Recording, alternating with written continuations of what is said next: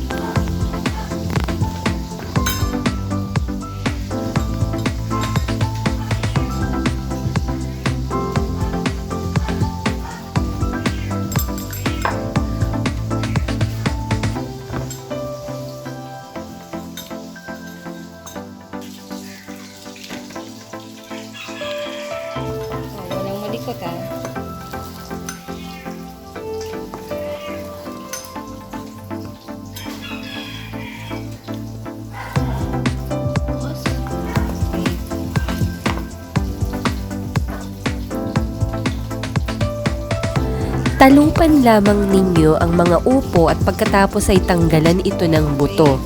And then, pagkatapos nun ay hiwain lamang ito ayon sa gusto ninyong laki. Pero dahil ilalagay natin siya sa sotanghon, mas mainam yung maninipis na medyo malapad ng bahagya ang gawin nating hiwa.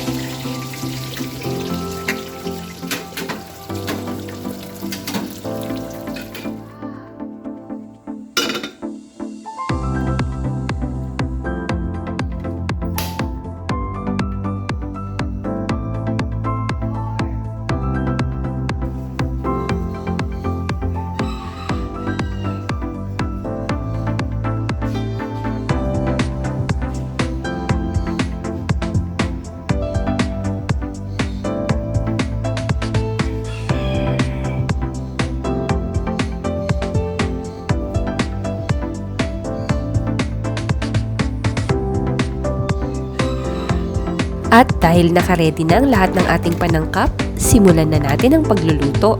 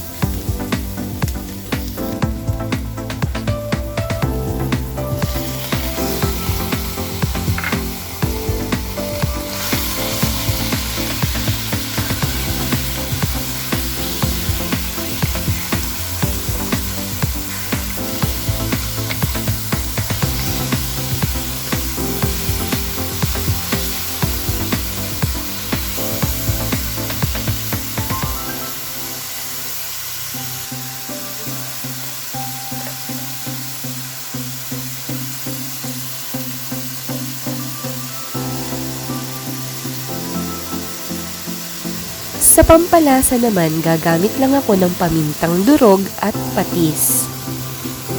Ito ay habang niluluto natin yung giniling na karne ng baboy. Dadagdagan na lamang natin ang lasa niya mamaya kapag nilagay na natin yung ating upo at kapag nailagay na rin yung ating sotanghon.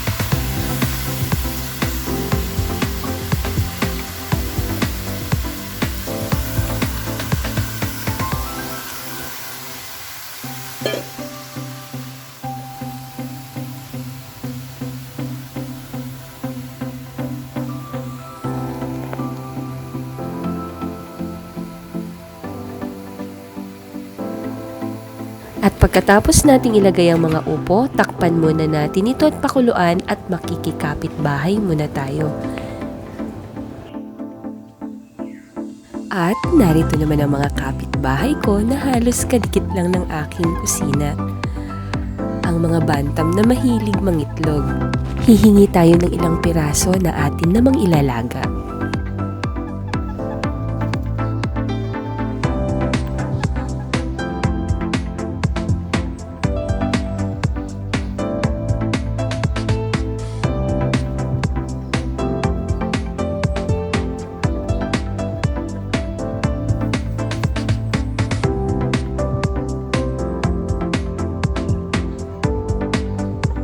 Bago ako nangapit bahay para kumuha ng mga itlog, nagsalang muna ako ng tubig para sa paglalagaan natin ng mga ito.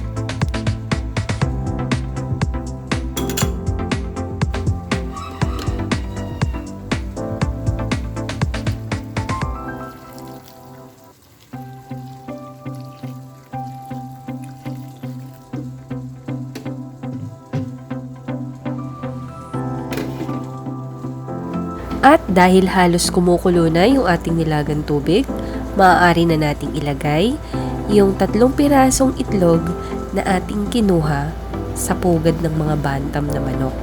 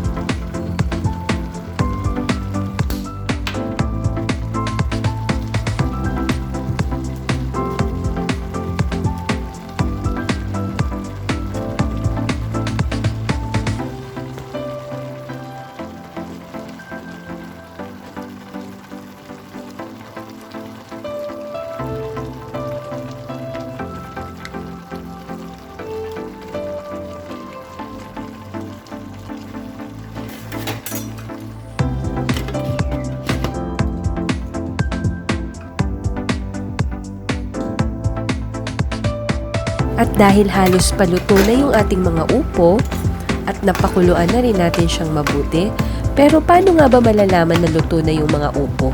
Magiging transparent ang mga kulay ng mga ito. Ire-ready na natin yung ating mga gagamiting sotanghon. Gagamit lamang ako ng 3 bulunbun ng sotanghon, pero kung mas marami ang kailangan ninyo, maaari nyo naman itong dagdagan.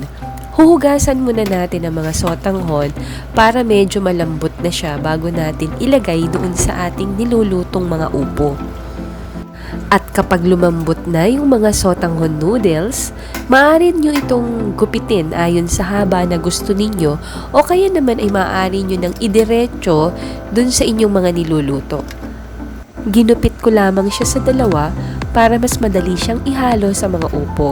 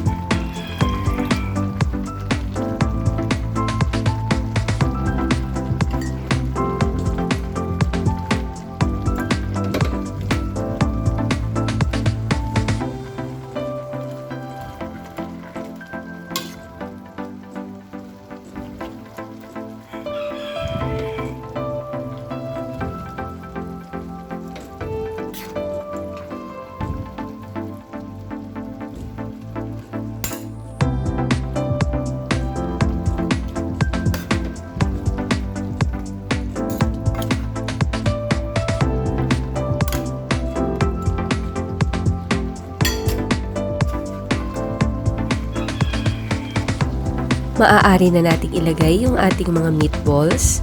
Bahagya nating palasahin ng mga ito dun sa ating sabaw para ito naman ay maging malinamnam.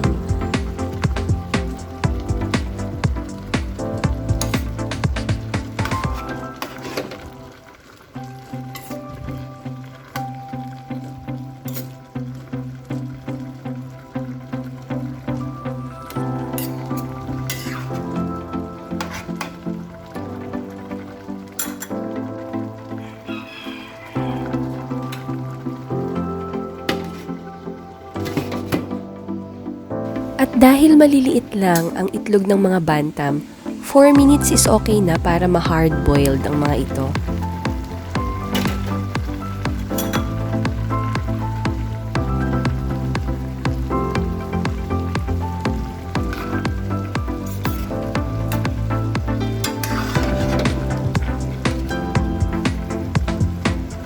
Kapag translucent na yung kulay ng ating upo at mga sotanghon, luto na ito.